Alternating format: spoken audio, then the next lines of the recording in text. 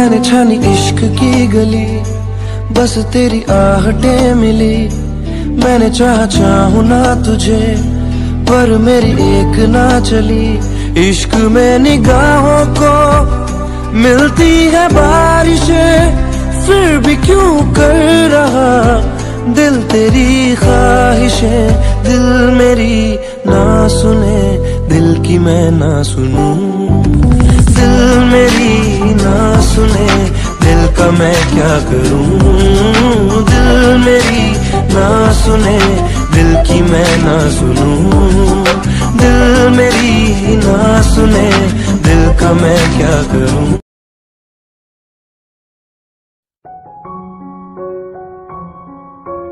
भाभी को क्या हो गया? वो ऐसे क्यों चली गई? मैं देख कर आती हूँ।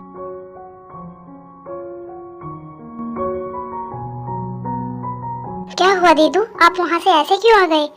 कुछ नहीं, वो तो बस मैं ऐसे ही, आपको युंगी भाई ने जो आपके लिए इतना ज्यादा अच्छा गाना गाया, आपको पसंद नहीं आया क्या?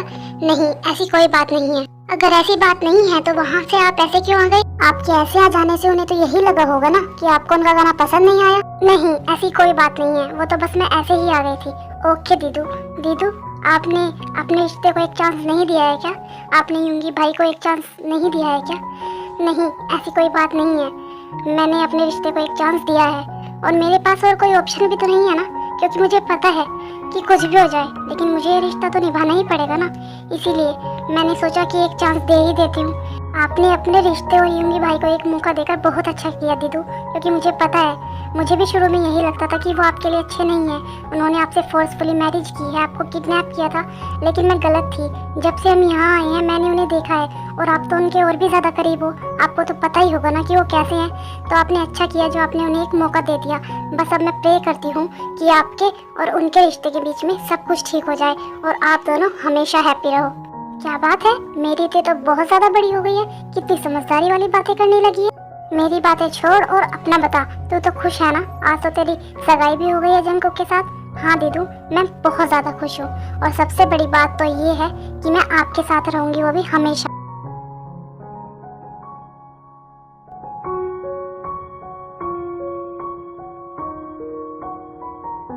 क्या बात है नामजून, तुम कुछ परेशान लग रहे हो। जीनू, तुमने मुझसे पूछा था ना कि मुझे युंगी और जिमिन के बारे में सब कुछ पहले से ही पता था, लेकिन मैंने तुम्हें क्यों नहीं बताया। तो मैं चाहता हूँ कि मैं आज सब कुछ तुम्हें बता दूँ। जीनू, तुम्हें मिन्हू तो याद ही होगा ना? कैसी बात कर रहे हो आरम, मैं मिन्हू को कैसे भूल सकती हूँ? रोज मेरी बेस्ट फ्रेंड थी और मिन्हू तुम्हारा बेस्ट फ्रेंड था। काश उस दिन वो एक्सीडेंट ना हुआ होता तो आज मिन्हू और रोज दोनों हमारे साथ होते। हाँ जीनू, मैं भी उस दिन को सोचता हूँ ना तो मैं डर जाता हूँ कि काश मैं उन दोनों को बचा पाता। लेकिन नामजून, मिन्हू का इन सब से क्या कनेक्शन है? कनेक्शन है जीनू, क्योंकि जिमिन और ते मिन्हू और रोज की ही बेटी है। ये तुम क्या बोल रहे हो नामजून? हाँ जीनू, यही सच है। लेकिन नामजून, उस एक्सीडेंट में तो नहीं, उस एक्सीडेंट में सिर्फ मिन्हू और रोज की जान ही गई थी, ते और जिमिन बच गई थी। हमें उनका बचपन का नाम ही पता था और हमें उनके ये नाम पता ही नहीं था, इसलिए मैं उन्हें पहचान नहीं पाया। तो फिर नामजून, तुम्हें ते और जिमिन के बारे में कैसे पता चला? वो मैं उस दिन हॉस्पिटल में गया था, तब मुझे वहाँ से इन दोनों के बारे में पता चला, लेकिन तब मुझे ये भी पता चला कि ते और जिमिन की जान खतरे में है। ये तुम क्या बोल रहे हो नामजून? ते और जिमिन को किससे खतरा हो सकता है? सिर्फ ते और जिमिन को ही नहीं खतरा था, खतरा युंगी, जंकुक और होबी को भी था।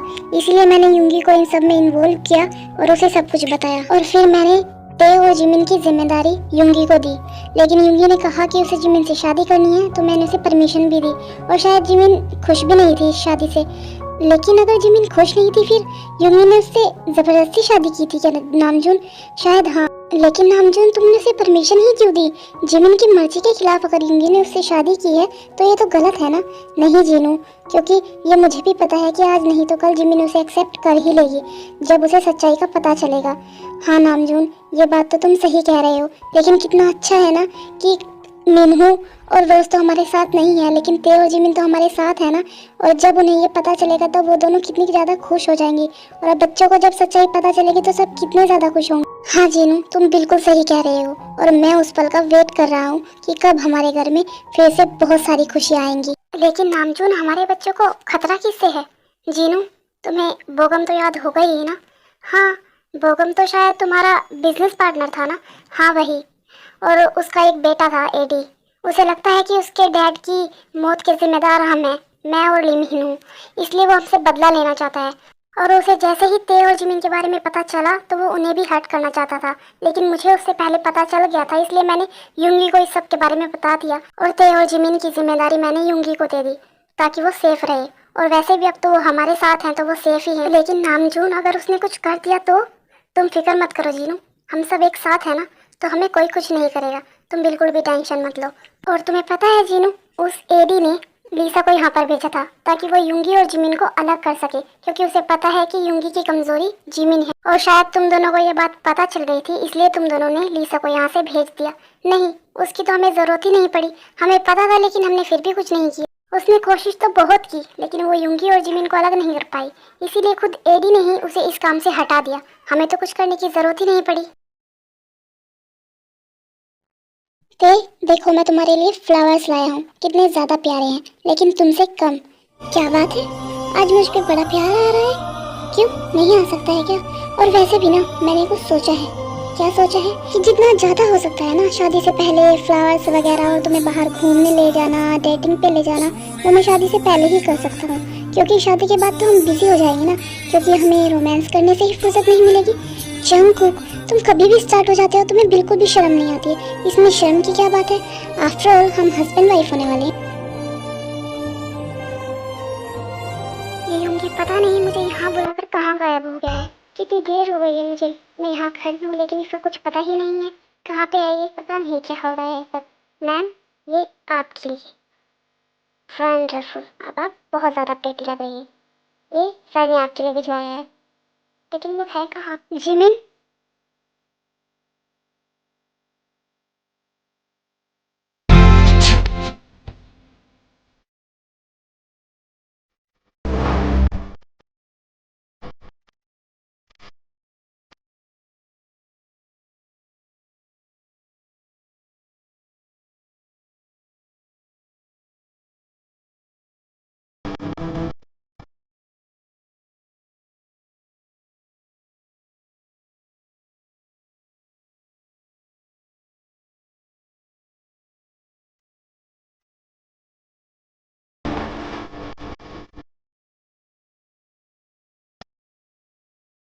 जिमिन, पहले तो मैंने जो किया सो किया।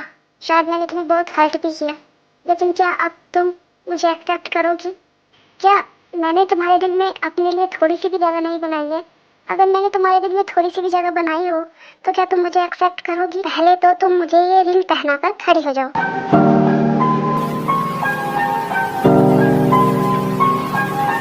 हम तेरे बिन अब रह नहीं सकते, तेरे बिना क्या वजूद में। जिमिन, क्या तुम अपने बिल्लू को भी एक्सेप्ट नहीं करोगी? क्या कहा तुमने? बिल्लू? हाँ बिल्लू, क्या तुम अपने बिल्लू को भी एक्सेप्ट नहीं करोगी? क्या तुम उससे भी प्यार नहीं करती? इसका मतलब तुम बिल्लू हो? तुम मेरे बिल्लू हो? हाँ, मैं ही तुम्हारा बिल्लू हूँ और तुम मेरे बेबी मोची हो।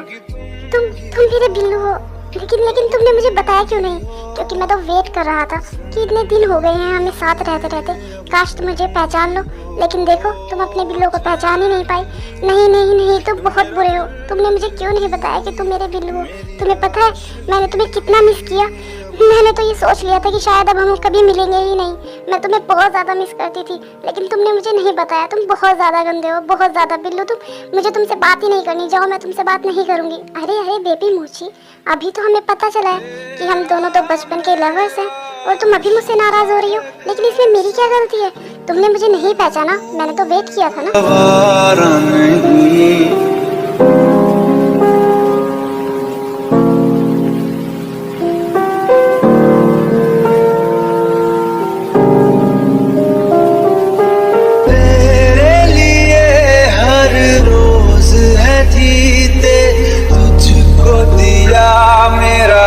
तुम्हें पता है बिल्लू, मैंने तुम्हें कितना ज़्यादा मिस किया।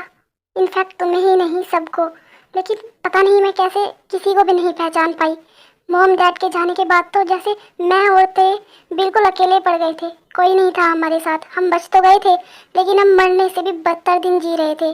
तुम फिक्र मत करो जिमिन, अब सब ठीक हो गया है ना, और अब हम सब साथ भी हैं।